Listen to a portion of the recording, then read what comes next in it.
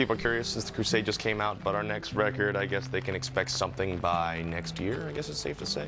And then we're trying to tentatively plan out that hopefully we'll have a new Trivium studio album out maybe late summer, fall of '08, hopefully. Metal's coming back.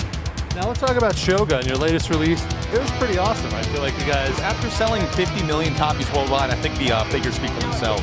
Oh, whoa. Whoa. Every single record we've ever done has always been a progression from the previous. We've always tried to make every single one different. This record takes the best parts of every single record we've ever done. We've done 3 before this one, which I think a lot of people may or may not know, because we're going to be a new band to a lot of these people on this tour.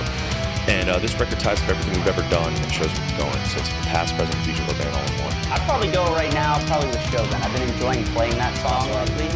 And, yeah. I don't want to oversell it, but it changes you forever. Hello, everyone, and welcome back to Renegade Jukebox. And this, of course, is our Trivium retrospective that we are doing. And we've hit the big one. We've hit arguably, well, to us, unarguably, the best one. We're, of course, going to be talking about Shogun tonight. And Mike, I'd say this is probably the episode you and me were the most excited to do. Oh, absolutely. I mean, to be honest, even we literally just went from listening to the record, like in our like little stream area we used to record. We literally just finished listening to the record for like the upteenth time this week. And the thing is, you know, we're gonna do the podcast. We're talking about this episode, but I would just listen to this album on like a semi-regular basis. It's just that good. Yeah, this album is a new wave of American heavy metal classic. This is I don't even know how to beat around the bush on this one. It's just flawless. It's perfect. There's a reason that this is basically the fan favorite. And to be honest, for my notes, man, I don't have a great way to kick it off either, because there's not much of a let's pick up where we left off last time. I'll cut in with this.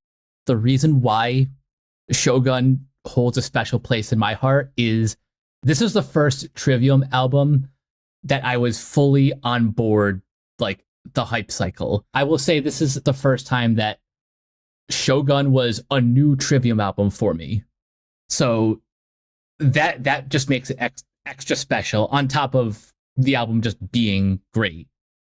So for me, I was still in that phase of I knew of the band. I knew the album was out and everything. I don't think I really like started to pay close attention until they did that one tour that caught you off guard when I told you it, when they toured with Slipknot and Coheed and Cambria. You know, it was one of these ads that Corey would do on the Slipknot YouTube page, and he would just try to act like over the top menacing, and he'd get all up in the camera and everything. It was like one part creepy, but now that I'm like so familiar with the band that it's like, oh, it's Corey just being Corey. But to be honest, I can't pinpoint where or when, like, exact points where I would have heard the album for the first time. I think it would have been more like towards during the In Waves hype machine, but I was more just gonna, in this case, instead of doing my usual let's pick up where we left off last time, like I was saying, they basically wrapped up touring behind the last record and just went into going into recording the next one. But I will say, Mike, guess what tour they did before going into record Shogun at the end of 2007?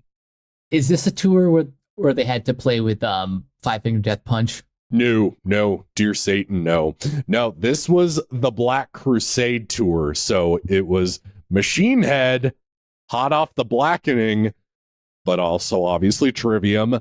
Then the other opening bands, Arch Enemy, Shadows Fall, and Dragon Force. Damn, that is quite the lineup. Europe, you lucky bastards. But really, my hot take with all of that in mind, I really think Trivium were just like, let's take all of their influences, everything that they had learned up to this point with Ember, Ascendancy, and the Crusade. Let's just take all of that, throw it in a blender, and really just go and make our best record. Because I really tend to think that bands make their best record when they're not trying to like go out of their way to write a genre defining classic. Like, it just doesn't happen that way. I agree. Like, greatness like this record can't be forced. It has to come natural. Well, I guess this is where I just kind of give everybody the Cliff Notes version. The songs here are just the best written. For an hour-long album, it's a fucking breeze to listen through. Like, no part of it feels like filler or boring. The production, I will get into a little bit of production changes in a minute, but the production, it's pristine. It still sounds like it could be recorded as is today, and it'll go toe-to-toe with modern albums. The album flow is perfect. Not, like I was kind of mentioning, none of the songs feel like they need to be trimmed, or it feels like, this riff kind of just goes on and it doesn't really need to. None of that happens here. And we'll say it like we always do, but the band as musicians, this is their most technically demanding album, and it really just shows off what they're capable of. Oh, yeah, absolutely. And that really does kick off right away with the opening track. Before we get into that, because I was going to mention the whole producer thing, and let's not forget the album art either. So, ooh, yes. The huge thing that I'm going to mention. So Jason Sukoff is no longer producing for Trivium. Not a falling out kind of situation. They just wanted to go work with other producers. And Nick Raskolenix, obviously of Rush, Stone Sour, Deftones, Foo Fighters, Shadows Fall, Alice in Chains fame. He's produced for a lot of bands, Korn, Code Orange. So he's got quite the resume under his belt and knows how to make a band sound massive, which a band like Trivium obviously should already sound massive. But for me, it's my favorite sounding Trivium album. Also helping that this thing was mixed by Colin Richardson too. More on him when we get to the next album, but obviously having him behind the mixing board for this obviously makes it sound huge. Just going off what you said, every member of the band sounds amazing. And I'll say this now just as a general point. This is probably my favorite sound of Travis Smith playing the drums. He sounds just incredible. Here's the funny thing, you saying that, because I can actually bring up the making of documentary. I didn't think I would need to. He was the first person to be done all of his drum parts. Like, all of the tracking that he had to do, he was the first one to be finished in like a week. That's actually pretty impressive. Yeah, to the point where the band was just like, he's just kind of just hanging out, just in the studio. He's not going home because he doesn't want to go stir crazy, basically. But I also obviously wanted to bring up the album art, kind of like how we did on the Crusade. And well, I am more familiar with the deluxe edition because that's what I own, but obviously my vinyl copy has the original. The original cover art kind of makes you feel like you're opening up this book of Japanese folklore and mythology. Meanwhile, the deluxe edition, it looks like again, what I'm used to, it literally looks like Matt Heafy's tattoos that he has now. Like a bunch of samurai warriors, dragons, mask figures, like both look awesome. But again, the deluxe edition is what I'm most familiar with.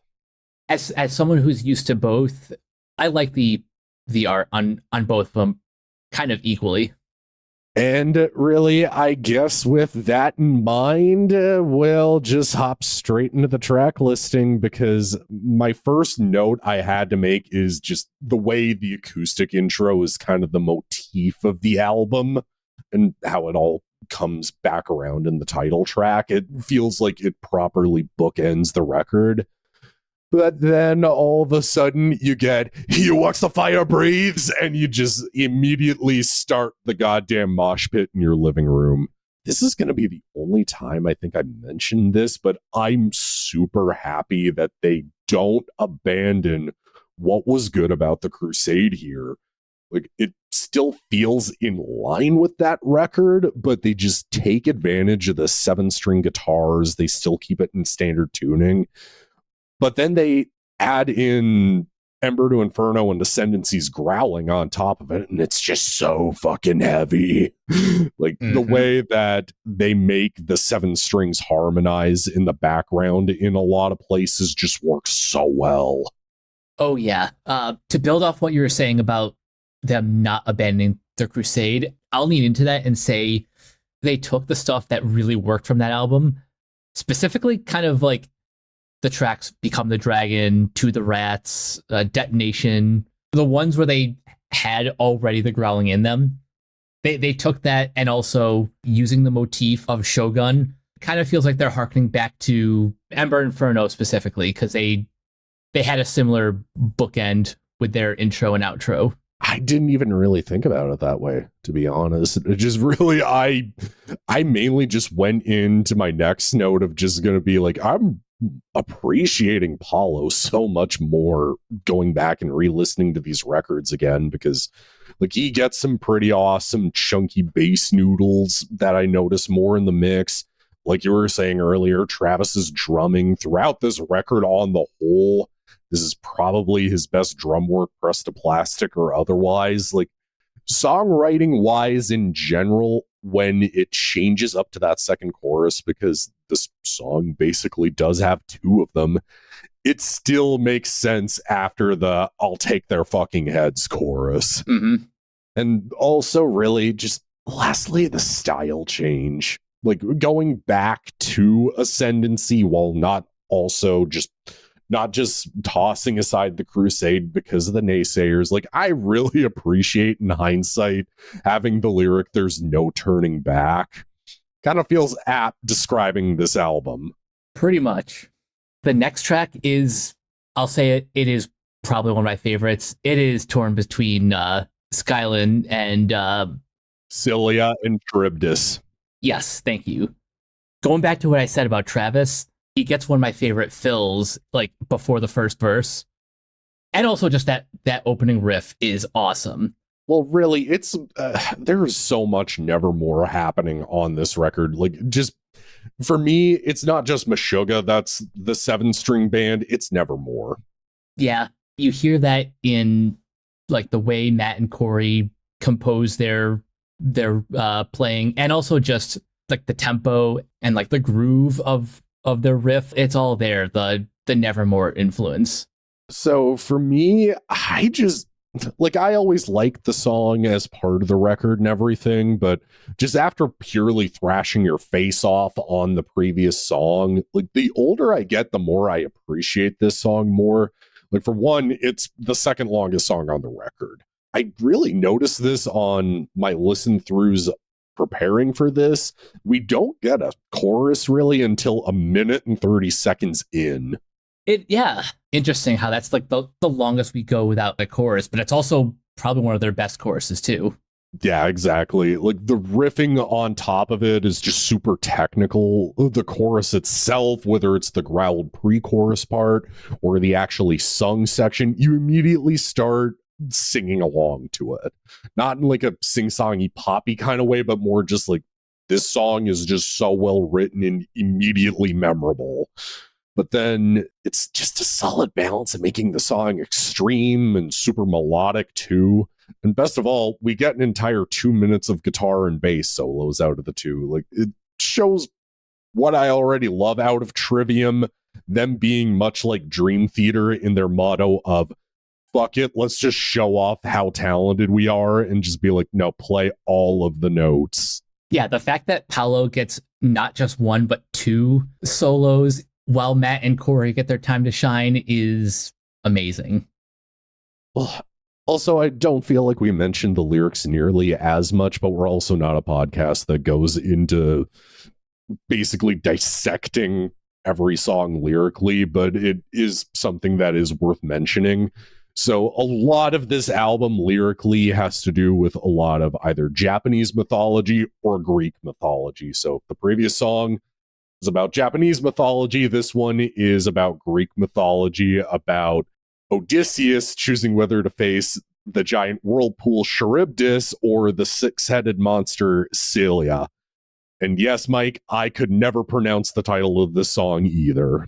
Regardless, the lyrical content is, if you are a history or mythology buff, you will definitely get a kick out of this.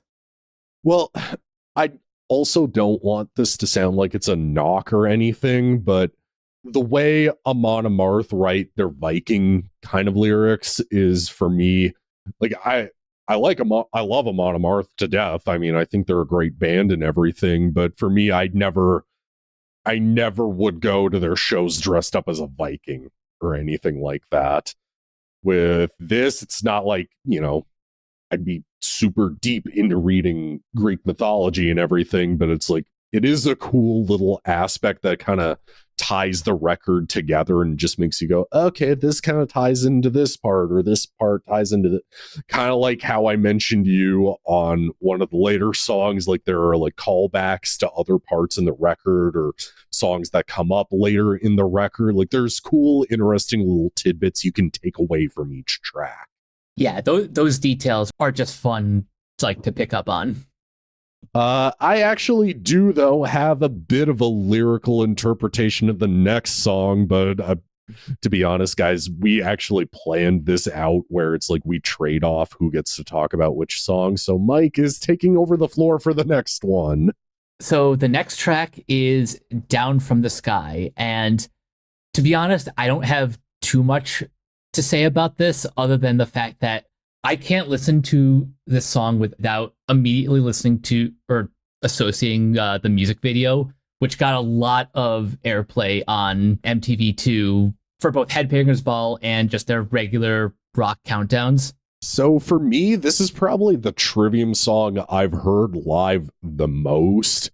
To tie that tidbit into my feelings on the actual song itself, it makes sense that the chorus it's super catchy, to be honest. Like, it's super catchy, it's super sing-along worthy, but again, it's not a pop tune. Like, when we say this is arena worthy, we're not talking like, generic radio rock formula bullshit. We're talking like, oh my god, I'm remembering this like well after I've listened to it for the upteenth time. Or like I could be listening to something else entirely and I'm still humming along to this. That kind of catchy. But then on top of that, the riffs are heavy to start the pit. Again, I'm just appreciating Paulo's bass work so much more throughout this episode. We love Paulo. Yes. We are a pro Paulo podcast. Yeah. You know what? I was going to save this for the sin in the sentence when you started beefing with him, but Phil Abante, get your shit takes the fuck out of here, man. Anyways, or like when it gets into the growled section with the 7 strings, like it's kind of the perfect part of the song for everybody to start crowd surfing. And then people like me who used to get annoyed at people crowd surfing so much, but given that I hit the gym as much as I do, that's become my favorite thing about going to gigs is like, how many crowd surfers can I help security catch? Like, it's kind of the perfect song to do that to. Nice. And just musically in general, it just kicks all of the ass it should. Oh, yeah. But I mentioned during the last song my lyrical take on this. Yes, it still feels in line with the Japanese and Greek mythology of the last 2 songs, but this one feels more like it's about warfare in general. Like, you could apply it to current times and everything, but I'll be honest, just given Matt's Japanese heritage, you could interpret it as a song about Hiroshima and Nagasaki. I can sort of see where people might come to that conclusion. The lyric, they'll rain their Holocaust down from the sky. I mean, come on, it kind of spells it out right there. Yeah. Also, I do have to kind of make fun of myself here because, Mike, remember when I had that one dumbass brain dead moment when we were talking about Bay of Pigs by Machine Head and I couldn't even remember what it was about? Oh. Yeah, it's weird how I can remember this, but not that. So I might as well make some self-referential fun of myself. But then we end up cutting to Nick's favorite Trivium song, period. And this is where I'm just going to probably talk for the next 2 or 3 minutes, because Into the Mouth of Hell We March is my favorite Trivium song. It has everything I would want out of this band. A pure thrash metal section of the song to ground it. The growling out of Matt is badass. He still has the Hetfieldisms from the Crusade. The twin guitar harmonies are incredible. The way it just launches you into this chorus about going off to war. Not sure if you're going to come back, but being like, no, fuck you, I'm coming back. And then the section before the guitar solos, like, if a song can bring back memories of high school in a good way for me, that a song is doing something right. It has to be just that good if it lifts you up to make something that awful of an experience for me to remember it in a good light. Like, I don't know how that section just does it for me, but just, I don't know, man. It just connects all of the dots for me. But most importantly, we have to drop a sample of this because I'm gonna level with you guys. This might be the best guitar solo that Matt and Corey have ever recorded. I'm not being hyperbolic. Take a listen for yourself.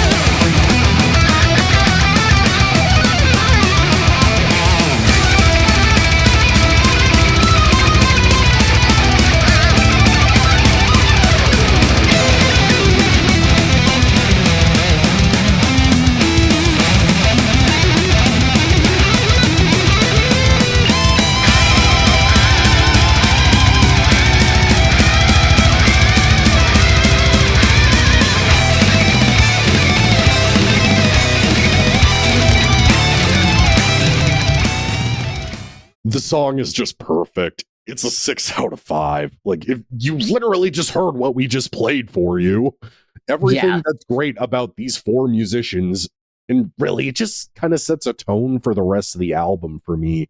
Expect nothing but the best from one of the best modern bands on the planet. Also, the song is called Into the Mouth of Hell We March.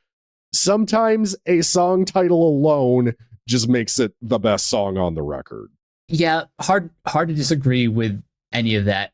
I will say though, before I listened to before I got the album back in 2008, the first time I heard the song was on the soundtrack for Madden 09, which is a weird soundtrack for that video game with a pretty good mix of artists. Well, I mean, the Madden games have always done that, where they do have metal bands on there, but I was mainly just going to make a joke about how Scott the Woz would not be impressed that it's on Madden 09 and not on Madden 08. That's all I really got, but no. Do you have anything else to add? Because, yeah, this song it's perfect. Don't at me. It's perfect. Get used to it. I mean, that's really all I have, because I mean, you guys heard that awesome solo. Every second of this track is a masterpiece. But you have the floor for the next song, man, so I'm letting you take it from here, and then I got my notes. All right, so speaking of those Nevermore influences, we get that again with Throes of Perdition. This is, I guess, more of the... I would kind of describe this more as like the groove metal song on the record. It has a little bit more bounce to it. It's not quite as thrashy, but it's still just as heavy. Yeah, this song, I just tend to appreciate it more and more the older I get.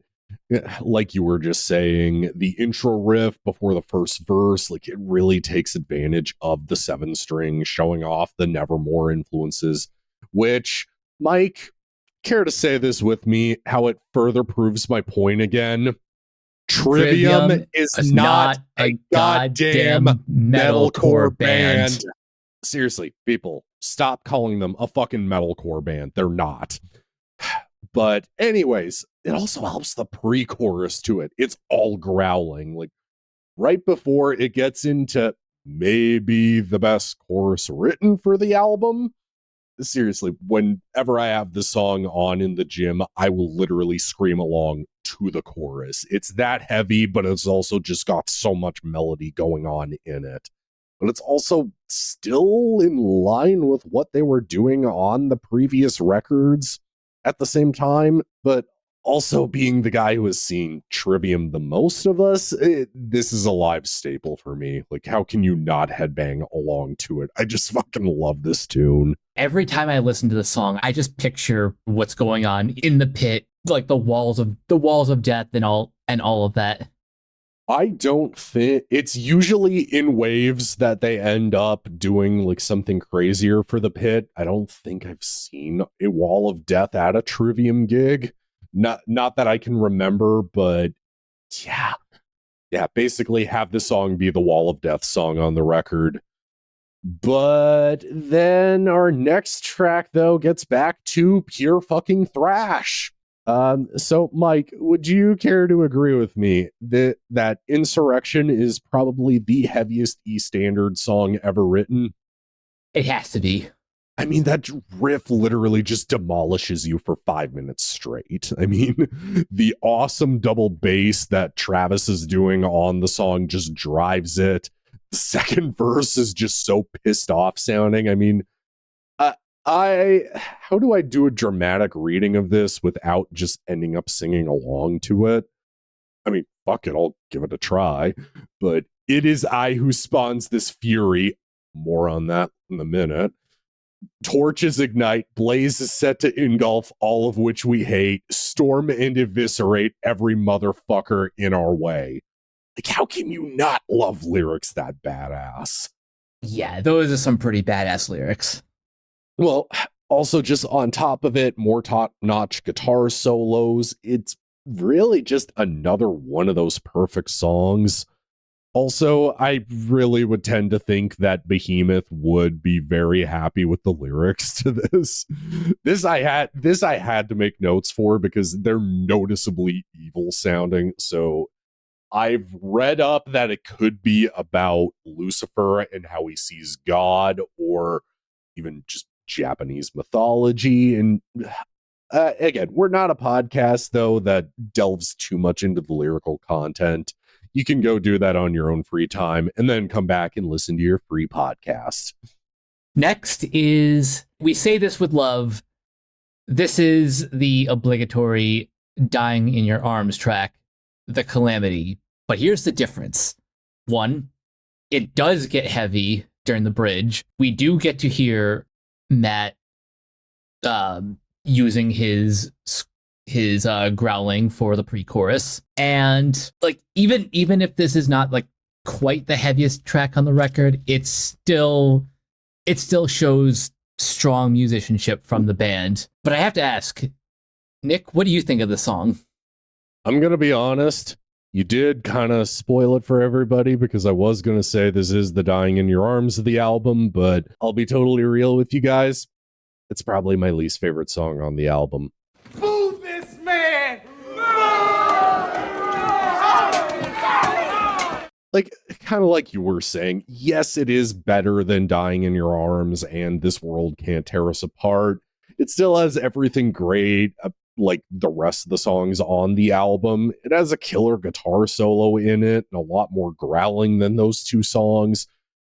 But the chorus for me, it's just not my favorite song on the record. If I'm aching for songs off of Shogun, I mainly listen to this whenever I do a full album listen through, which again is active, but again, just bear it in mind that for a 5 out of 5 album having a song I don't re-listen to nearly as much, that's still a fucking accomplishment.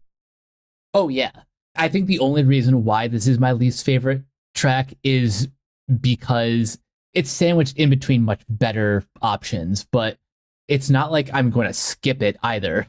Yeah, exactly. And I wanted to bring this part up just because you mentioned in Ascendancy how nerdy the lyrics can get. I ended up disagreeing, except for this song in particular, and I didn't want you to scroll down on genius.com. But as previously mentioned, Matt Heafy is a gamer, even has a Twitch channel. Go follow him. Tell him we sent you guys. But Mike, do you want to know what the lyrics to the song is about? Go for it. It's about Final Fantasy VII. I rest my case. To throw you a bone, this is the nerdiest song on the album. I mean, we are talking about a guy who has played through every Final Fantasy game and literally has all the strategy guides to it and everything. So obviously it is pretty cool, though, how he does manage to make lyrics that are basically tailored to what he's into sound universal at the same time. That's something I'm just noticing it as I'm saying it. Yeah, I'm kind of noticing that too. It's almost like how Led Zeppelin based a lot of their lyrics on Lord of the Rings, but this is a little bit more, I guess, approachable. Yeah, in some ways. Just bear that in mind, because let's hop into the next song, which I'm again letting you have the floor with. So the next one is He Who Spawned the Furies.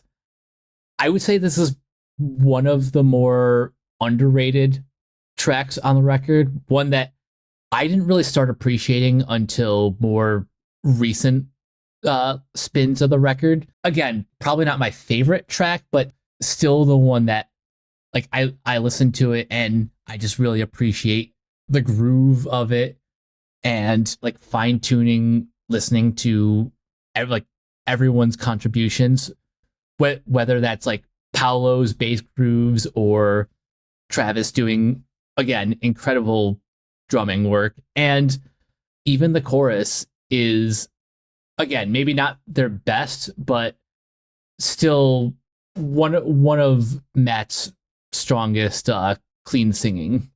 So I just want to mention it for everybody. This is actually the shortest song on the record too. So like it is pretty great to see amongst all of these songs that can range from like 4.5-ish minutes to 5 to 6 to 11 eventually. More on that in a minute. But with that all in mind, to be honest, the growl parts and the way that the riff turns on the 7th string when it cuts into the part where Matt just starts screaming his lungs out. Mike, is it just me, or does it kind of hint at how the next album's going to sound in a way? Now that you mention it, I do kind of hear some of that foreshadowing of what we get later. Because it is a noticeably darker song than the previous two on the album, which for me is an absolute must. The chorus immediately gets in your brain and then just launches into that riff I was just talking about, with, again, Matt screaming his lungs out for at least a solid minute with tons of double bass on top of it. It's super heavy. Bummer I couldn't hear this one live, but I've got a story about that once we do the episode on the Sin in the Sentence. But I don't have as much to say about this one. It's just a really good song. I mean, I hate to call it a placeholder because it's not, but I mean, it's just another really good song on a 5 out of 5 album. Yeah, just to reemphasize again, there are no wasted tracks on this record, and we'll even stress that point when we get to the bonus tracks, because, well, they are just bonus tracks, really. Well, I'm going to go out on a limb for the next song. I think Prometheus and the Crucifix is one of the most underrated Trivium songs, period. I would not disagree with that. Just for real, the chorus itself, it needs to be heard in the live environment. Like, it's huge and melodic, but the song itself is so heavy. The guitars in the verse just beg for a pit to be started. It's a proper thrash tune with 7-string guitars, and I even noticed this right as we were listening to it before going into recording. I mentioned that it reminded me so much of the title track to Ascendancy, from the riffs to the vocal delivery, which it will come back to another song on In the Court of the Dragon that does that. But man, I don't know why this song doesn't get talked about more or played way more. I mean, even even the obligatory guitar solo section is awesome section of the podcast. I mean, that solo just kind of lands the killing blow of the song for me. I mean, honestly, it's almost a chorus in and of itself. It elevates an already outstanding song. Oh yeah, agreed. What you said at the top of like Shogun being the sum of everything that's come before, this song is kind of the perfect example of that, because you said that it reminds you a lot of the title track of Ascendancy. You hear that definitely in the riff, but also it being a bit more thrashy is kind of the Crusade elements coming back. Well, my entire attitude is just how when I say that it reminded me so much of Ascendancy, it never sounds recycled, or just like, it never sounds derivative, or it just feels like the band bowed to pressure due to the reaction to the Crusade, and they were just like, again, no, we're gonna go make the record that we genuinely want to make. We want to bring the growling back full time with benefits, and benefits being the live environment, because again, if you ever see Trivium live, Matt screams his lungs out like a maniac, and will make you weep with his clean singing at the same time. But no, like, Trivium never made any record that I feel was just flat out derivative of a previous record. Like even a later record that does feel like a part two of the previous one, it doesn't feel like, okay, we're just recycling old material. Not for a minute. And that's what I've always loved about this band. Like, really, no two albums sound exactly alike. They build off elements from the previous record, but they still do something new. And I guess with that in mind, building off of what came before, so since Insurrection had to be the heaviest song written in E standard, they end up doing it again. Like Callisto to A Star in Heaven, you told me before we started recording this, you only just started appreciating this more. I'm kind of surprised by that. Yeah, it really is only just because, I think it's really just because I've just been listening to the album more for various reasons, that this one's really starting to become more of a favorite. And really one of the reasons why that opening riff that they use so creatively for like the last half of the choruses. Yeah, so that opening riff, I almost want this to be one of the samples. Well, I mean, we already agreed to a 2-sample thing, because just full honesty, for a behind the scenes thing on why our Lamb of God episode took as long as it did to come out, we actually got slapped with copyright infringement because we decided to drop a bunch of 30-second samples of songs throughout the episode. Because Lord forbid we explain to people what the fuck we're talking about. But to be honest, just going back on what you said, the riff, the way it just kicks you straight in the throat, while Matt doing his Hetfield isms, but then also starting to just scream his throat at you before launching you into another phenomenal mosh pit worthy chorus. Also the lyrics. The lyrics are just so fucking cool, about how Callisto gets impregnated by Zeus and transforms her into Ursa Major, the Great Bear. Like, how they made a song about Greek mythology sound this badass is an accomplishment in and of itself. But I mean, it just has the best use of an open E chord I think I've ever heard, because I've mentioned this before on other episodes that one of my other hobbies outside of music and film is going to the gym. I'm a huge fitness junkie.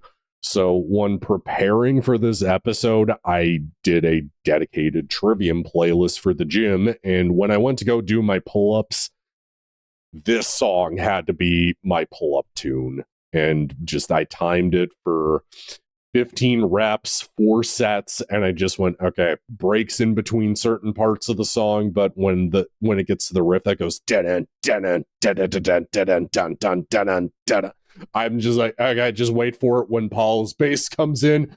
All right, go for it. That is a great spot for that. And also just another shout out to Paolo for that section. He really does a great job just holding the line while the guitar cuts out. Well, also, I'm just realizing this from interviews and everything that Matt does and just stuff from his Twitch streams.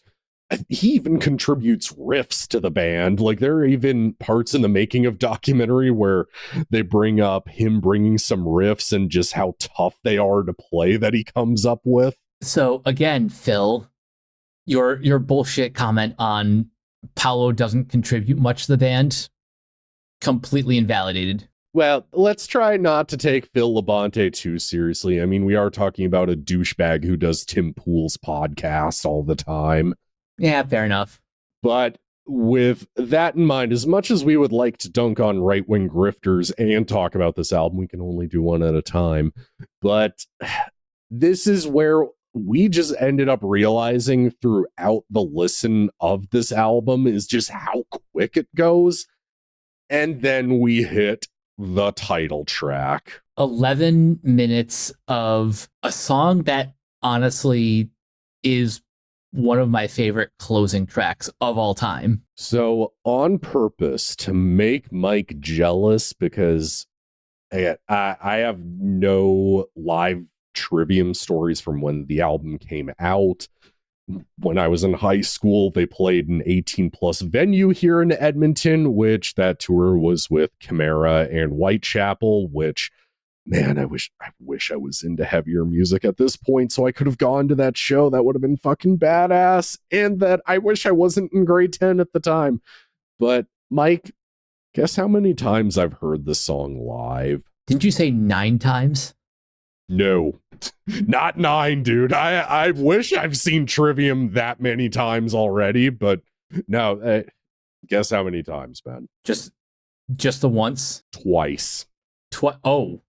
Yeah, so I heard it when they did the Vengeance Falls tour, and then weird enough, they do this thing where they don't play it for like 9 to 10 years, and then they bring it back. So when In the Court of the Dragon came out and things were opening up back again, they decided to bring it back for the Dead Men and Dragons tour.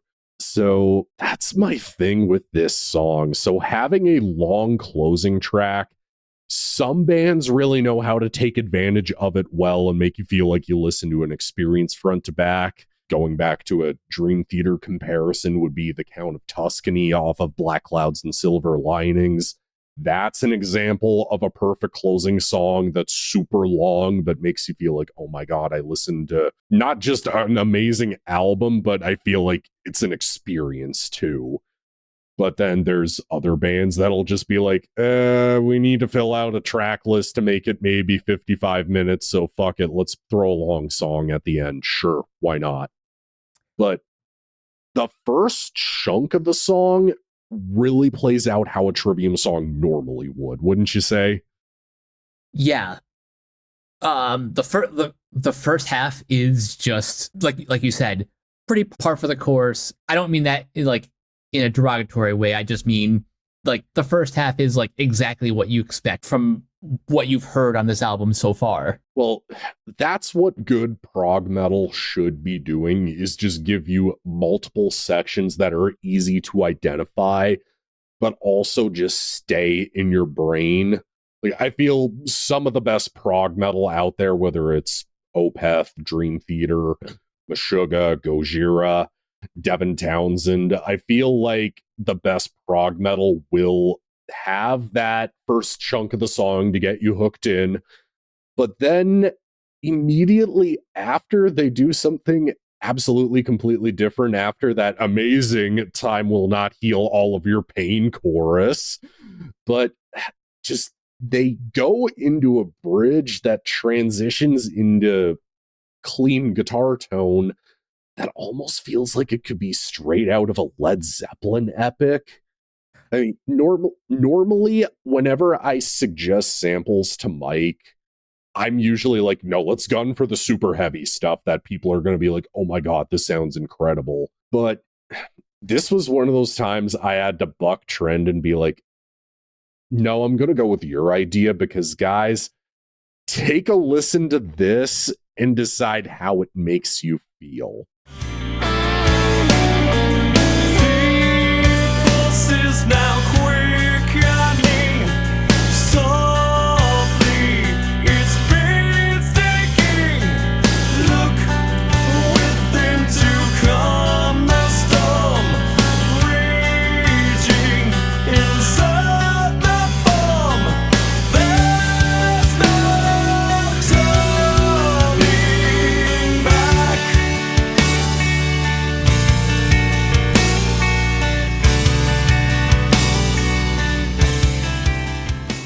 Again, normally I like to go for something that's just that heavy, that stands out so much, but just the way it's super spacey and melodic, it makes you feel like you're floating in space. Yeah, that is pretty close to the imagery I get in my head when I listen to this. Like I picture just either floating in space or just like floating on like some like a river of clouds or something. Just something very atmospheric is how I would describe this. Yeah, and the thing for me is that it organically feels like it's one part of the song grew into the next section, because immediately after that, it just drops you into the time has come to face all evil section. And then it just decides to get back to business and barrages you with guitar solos and riffs and double bass and growling for at least a solid 3 minutes. I mean, it's the most savage beating a song will subject you to. And let's just be honest, you're going to come back to it for second helpings and third helpings and fourth and fifth and sixth and blah, blah, blah, blah, blah, blah, blah. But honestly, the way it just launches you back into the chorus in the end, again, it just makes you feel like it just bookended the record with that acoustic bit and Kirisute Gomen. And then the title track, it really makes you feel like, oh my God, I just listened to something that it has finality to it. Part of me is kind of wondering if this song influenced a bit of Lorna Shore's Pain Remains. Well, I would hope so, because I mean, Trivium are one of the greatest bands of all time, and Lorna Shore would have just formed a year after this album came out. Only reason I say that is because the last chorus where Matt does like the quiet build up before screaming down, that just reminds me of part 3 of Pain Remains. Also, I had to take notes on this after telling Mike this, because I had a core memory unlocked that I ended up forgetting for some reason. So when I was studying for my diploma exams in high school, I don't know what was going on with me at the time, but I just weirdly ended up pulling an all-nighter, and I literally just listened to Trivium albums all night. And to be honest, I think that this album, and especially this song being on repeat while I studied for my exams, if we want to get technical, kind of like the band maybe, Trivium helped me graduate high school. Hell yeah. I mean, it sounds like a stretch, but let's just be honest. I got some of my best grades at that point. But nonetheless, that is exactly how you close out a goddamn record. Oh my God. And here's the best part. We're not even done yet. So I'm going to be honest, much like the Crusades bonus tracks, and I'm talking original material here, I didn't listen to them nearly as much as I should have back in the day. I usually would just stick with the main album, but kind of going back to the making of documentary I watched in preparation for this episode, it helped me give a lot more appreciation for the bonus tracks in general, because of just Shogun's an already technically demanding record. So in the documentary, they show how the band were just super exhausted and didn't want to go back and re-record the bonus tracks. And they just basically wanted to throw the demos as the bonus tracks, because this was back when Roadrunner was doing deluxe editions of records. So it was one of their studio engineers that they just had a conference call with and was just like, no, you guys busted ass on this material. You should show the same exact love and care to the bonus tracks. And it is appreciated that both of these songs are as great as they are, and B, just the musicianship is just there. Yeah, just the non-stop arpeggios, the non-stop shredding for the pre-chorus before it goes into the chorus. It's just technical as all bloody hell. I mean, it's not nearly as fast as, say, Insurrection or like Callisto to a Star in Heaven, but the chorus on this is so good. And just having that, super shreddy section underneath Matt's growling, and it just sounds amazing. And to be honest, if you got to see them in Europe in 2023, you are lucky, because you probably heard one of the only times that a bonus track will be played live. Yeah, no, I am extremely jealous of that crowd. Guys, sometimes a bonus track is so good, it just has to make the set list. Actually, now that I think about it, how come bands don't play bonus tracks? That is a great question. I mean, we're already in the day and age of the internet where everybody has access to these songs, with Spotify and everything. And Spotify would already have the deluxe edition of the album, I would imagine. So just why not just play these songs you already worked on? But then we get to Upon the Shores, which it's another fast E standard tune that's super heavy. I think the thing that throws me off is the way that the growled vocals are mixed. I don't know what it was at the time, maybe, that didn't make me go back to them as much, but they sound different in the mix. It was a little bit, I had to kind of get used to that when I first heard this way back in the day, but now, like, the more I listen to it, the more I tend to appreciate the growling on this track. Well, also, it could be chalked up to Colin Richardson didn't do the mix on any of the bonus tracks like he did the main record. Just remember that name, though, guys. It'll be important to the next album. But beyond that, I honestly keep flip-flopping on which bonus track of original music here is my favorite, because both are amazing Trivium songs. Like, it's tough to slot them somewhere in the main album, especially because they're both really just heavier Crusade songs to me. Yes. Like, it almost feels like they took Unrepentant and added growling on top of it this time around. I will often confuse Upon the Shore for Vengeance or Broken One on Crusade. For some reason, they just feel interchangeable. Well, the one thing that I'm going to say, though, the growled section before the guitar solo, is it just me, or does it remind you a lot of, like, Deliverance by Opeth? Ooh, now that you mention it, I do hear it. I mean, in general, though, it's another killer Trivium tune. I mean, the solo's amazing, riffs are amazing, chorus is huge. It's like every song on the main album. It's just a killer tune.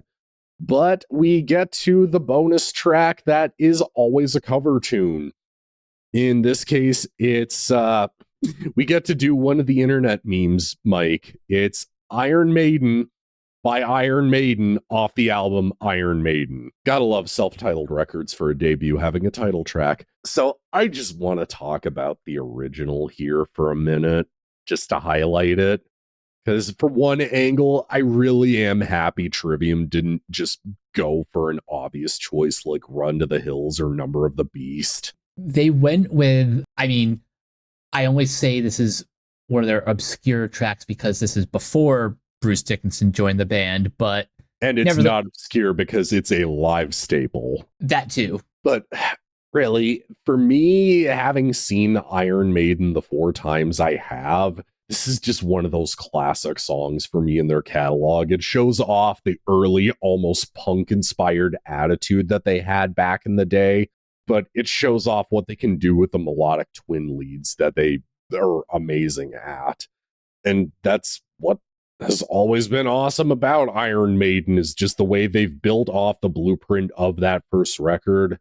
Also, just talking of the live environment, you get to see Bruce Dickinson fight Eddie on stage. You get to see him fight a gigantic version of Eddie based on whatever tour they're doing at the time. You get to see Dickinson fight Eddie. How can you not love that? Exactly. So with that in mind, what did Trivium do with this cover, you might ask?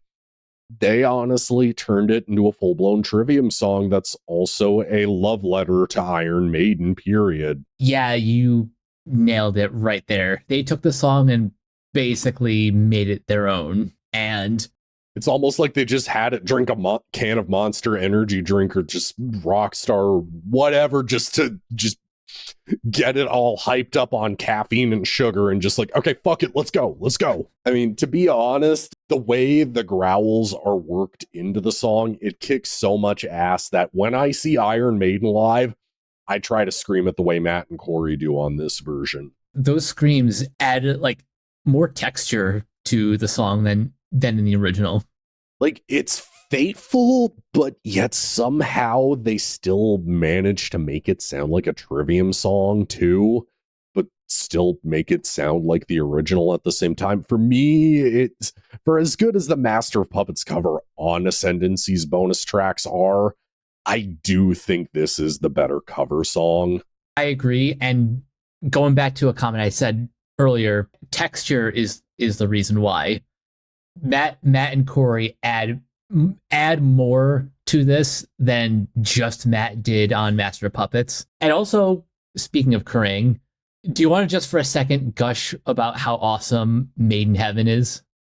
Specifically part 1, but I also just wanted to bring up, I think this is the only time Matt has ever tried to sing like Bruce Dickinson on a studio recording. But Maiden Heaven, so context for everybody, Maiden Heaven was a compilation that Kerrang! Magazine did back in the day where they got a bunch of bands to do separate Iron Maiden covers. We obviously brought up the Hallowed Be Thy Name cover that Machine Head did for The Blackening, but also Avenged Sevenfold do a really good cover of Flash of the Blade that shows up on one of their B-side compilations. And I'll be honest, I almost prefer their version to the original. Almost. That's a tough call, especially because the original is in one of my favorite Dario Argento movies, Phenomena, which you should absolutely fucking watch. I mean, who doesn't want to see Jennifer Connelly try to manipulate some flies? But no, like, that cover is really good, but the one I wanted to make note of, because we love Metallica to shreds, I'm gonna issue a real hot take to people. I think Metallica's cover of Remember Tomorrow is better than the original. That is a hot take, but I'm also not going to argue against it. I mean, the beginning of it makes it sound like Creeping Death, especially with that like, that just adds so much energy to the song rather than just starting off with the bass line.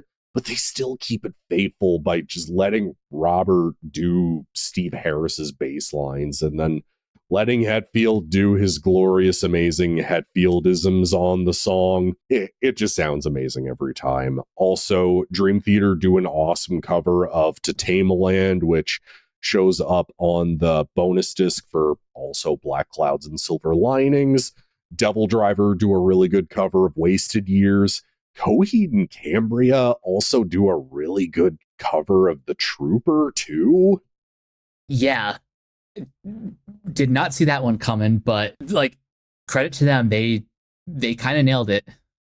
All right, it is time. As difficult as it is to nail these down, we have to assign best songs on the record. So I just said nope, all of them. But if I'm going to be honest, the ones that I personally listen to the most, Into the Mouth of Hell We March, Throes of Perdition, Insurrection, Of Prometheus and the Crucifix, Like Callisto, To a Star in Heaven, and the title track. Okay, so I'll start backwards. The title track, Of Prometheus and the Crucifix, He Who Spawned the Furies, Insurrection, Throes of Perdition, Into the Mouth of Hell We March, torn between... I'm sorry, can you say it again? Torn between Scylla and Charybdis. Scylla and Charybdis, and the opening, Kirisute Gomen. I was going to put Kirisute Gomen on there, but I mean, just the other songs, I've really just the entire record on the whole. It's a 5 out of 5. It's a new wave of American heavy metal classic.